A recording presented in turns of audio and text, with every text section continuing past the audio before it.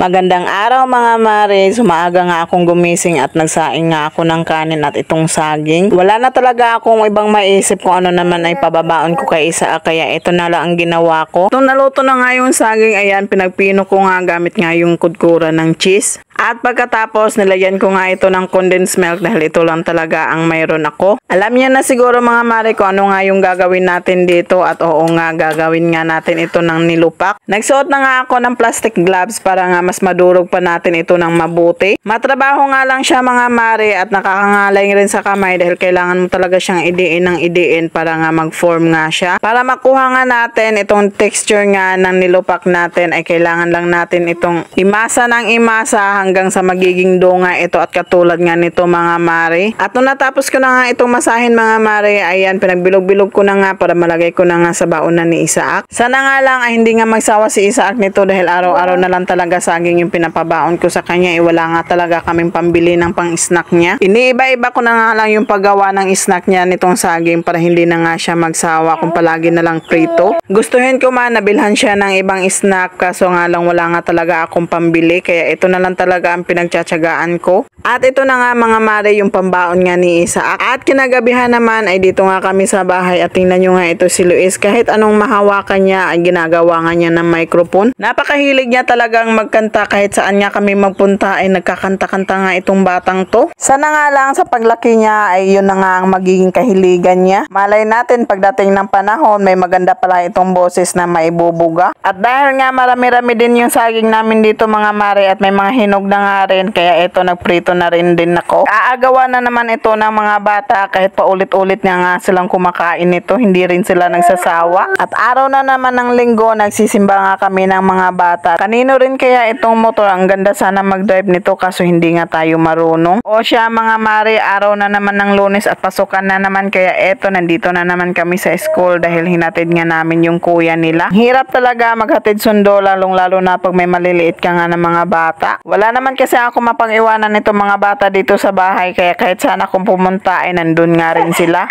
At ito naman yung kaganapan namin sa gabi. Naglalaro nga ito mga bata at huwag kalimutan i-like and share ang ating video at hanggang dito na lang. Maraming salamat!